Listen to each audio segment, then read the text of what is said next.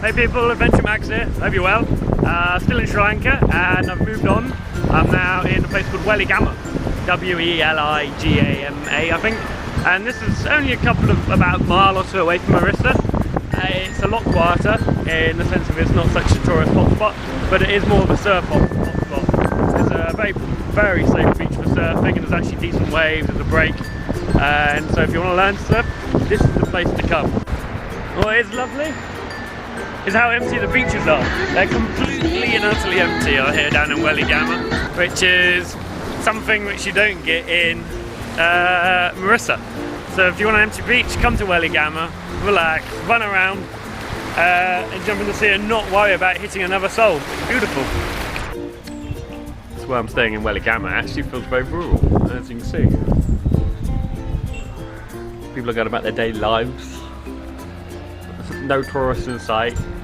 It's a little bit noisy with the little tuk-tuks going past. Well, they sound quite quiet. When you're in bed at night, they sound like an 18-wheeler lorry going past, which is, I don't know how they do it. It's quite bizarre. Maybe they bring out the loud ones at night. It's very chilled, very relaxed here. It's much more how I feel. And the locals, they just look at you as if you're just another person. They don't stare at you as if you're a foreigner.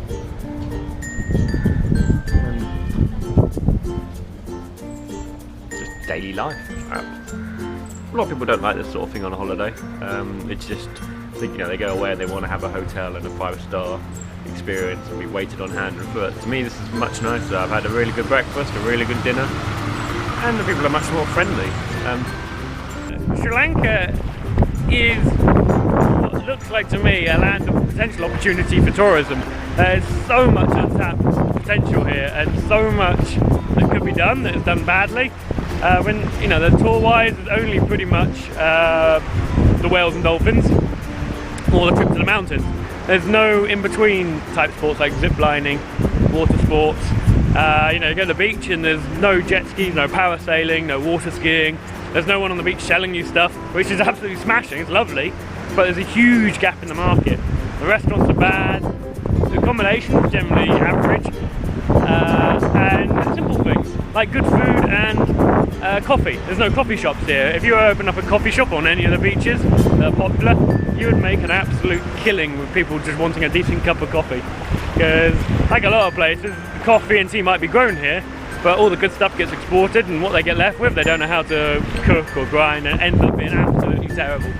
So, there's so much business opportunity here, but there's also problems. I was looking at how much land was and how you could buy it, and they've just introduced a law which says you cannot, if you're foreign, you cannot buy land. They've shut it down. I could see myself living here for 6-8 months of the year if the food was better. It's got everything else I like: sea, surf, sand, water.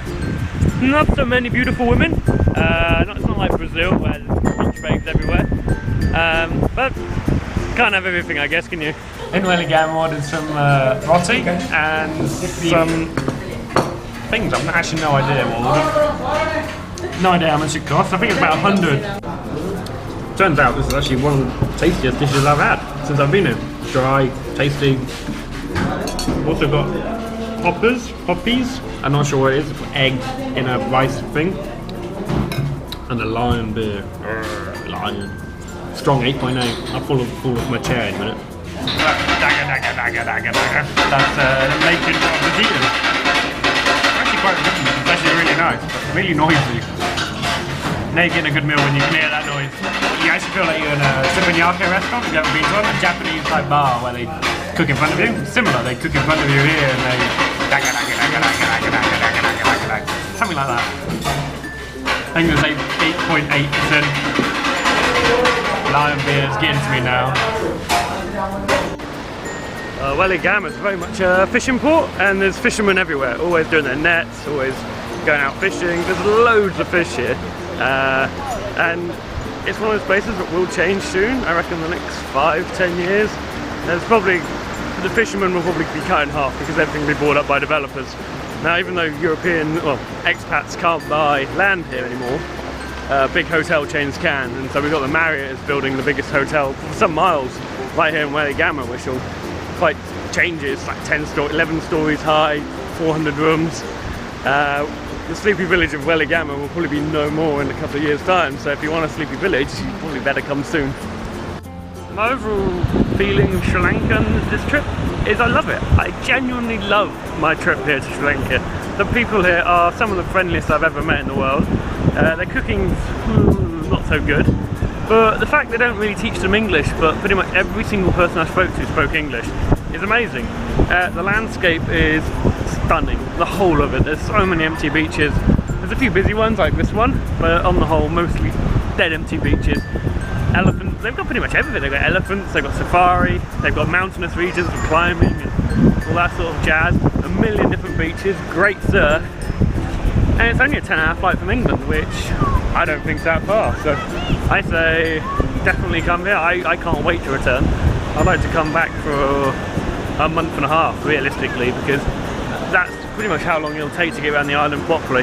So I'd like to hire a tuk-tuk, which you can do for $18 a day, and yeah, drive around the island in style. I think it'd be an absolutely epic adventure, and it's one I'm going to try and research a bit into next time when I'm back home.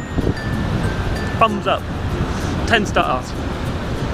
If you like your surfing, it's a very good place to come. On the bigger days, like today, I'd say the big sets are coming for about 10-12 foot, which is way too big for me. I wouldn't even touch that with a barge pole. It'd be like committing suicide.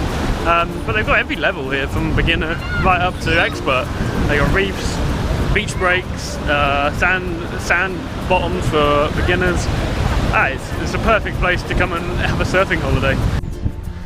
That's Weligama done. If you like travelling, you'll love it here. If you like holidaying, probably not so much. It's because of the lack of hotels, amenities, bars, that sort of stuff. It's not the type of place you'd want to go for 2 weeks, unless you love the culture side, seeing things and understanding the people. But people like me love it, and a lot of the people you see here, backpackers, travellers, people that really try and get the most out of a country. And if you like that sort of person, definitely come here. Easiest probably way to get around is by train when you can, because it saves the road. Getting the train down to Hikkaduwa now. Here it is, my train. 180 rupees for a second class ticket. I have no idea how long it is, but probably an hour or so. Quite looking forward to going on the train again. Best place to tie your cow? To a train track. Nothing bad can come to your cow if you tie it to a train track. Made the train, second class all the way down the end. Looks like third class has actually more seats than second class. Everyone seems to travel second class around here, so yeah, maybe in future I'll just get third class. Max's for the day. If life is about experiences, then you're not going to experience this while sat at your desk looking at your screensaver. So try and get out a little bit more and try and experience life a little bit more if you possibly can. That's all I've got time for today. Thanks for watching. Subscribe, leave a like, write something, and I'll answer your questions the best I can. Otherwise, see you in the next one. Bye!